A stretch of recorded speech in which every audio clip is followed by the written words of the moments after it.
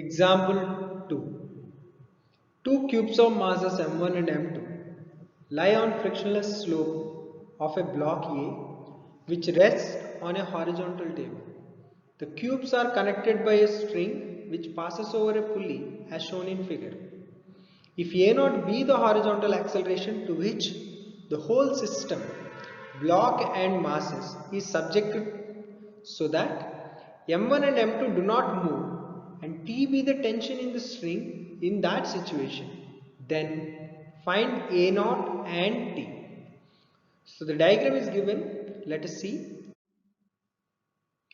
So the two blocks were placed on the frictionless surface and the whole system is moving in the rightward direction with acceleration A. So we need to find A0 value and we also need to find the tension in the strings. So the two blocks were placed at the two different level of inclinations. The block 1 was placed at an inclination of alpha and the block 2 is placed at an inclination of beta. So let us see.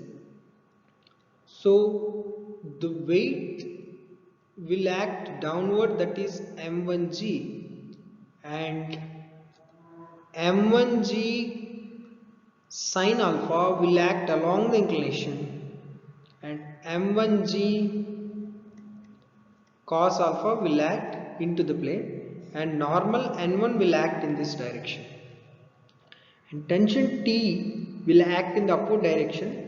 So let us imagine the person, the observer, is also on the wedge. So he is non-inertial frame of reference. Therefore, so let us add a pseudo force. So mass of the block into acceleration of the whole system or acceleration of the observer in the opposite direction. So this will be the direction of pseudo force, which is m1 a0. Therefore, since this is an angle alpha, this is also be alpha. So this will be m1 a0 cos alpha and along this m1 a0 sin alpha. So if you look at the free body diagram for the block 1, tension T and m1 a0 cos alpha is acting upward and downward direction m1g sin alpha is acting. Since it is on the same surface, so all the forces are balanced. So that means T plus m1 a0 cos alpha will give m1g sin alpha. So from this T can be written as m1g sin alpha minus m1 a0 cos alpha. Let it be equation 1. Now come to the block 2. So again m2g will always act towards to the center and along the inclination it will be m2g sin beta and into the plane it will be m2g cos beta and this will be the normal and tension will act downward direction. Here also there will be pseudo force because the observer is also accelerating. The pseudo force direction will be this side m2a0. So therefore towards the inclination m2a0 cos beta and towards to the surface it will be m2a0 sin beta. So normal is balancing m2a0 sin beta plus m2g cos beta and m2g sin beta and tension is balancing m2a0 cos beta. So what we can write? Tension plus m2g sin beta is balancing m2a0 cos beta. So from this what we can write? Tension value as m2a0 cos beta minus m2g sin beta. So let us compare equation 1 and 2. So what we get now? m1g sin alpha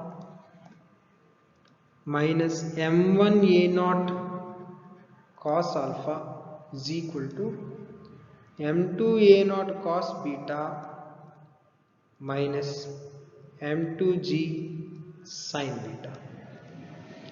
Since we need to calculate a naught value, so let us send this minus m1 a naught cos alpha to this side, minus m2g sin beta to this side. So what we will get now,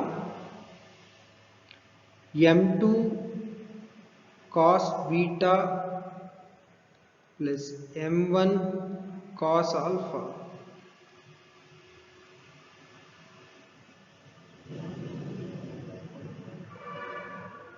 into a naught will be equal to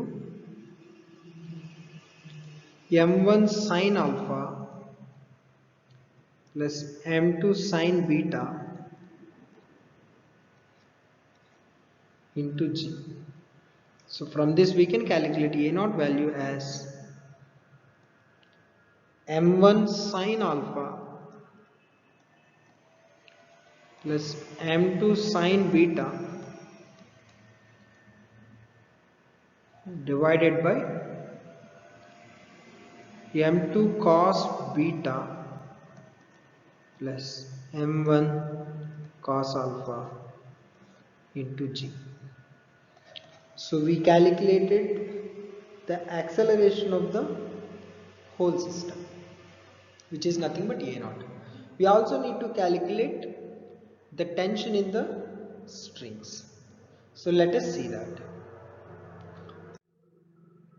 Since we got acceleration, let us substitute acceleration in any one of the equations. So first equation we got tension is equal to m1g sin alpha minus m1 a naught cos alpha. So let us substitute a naught value over here.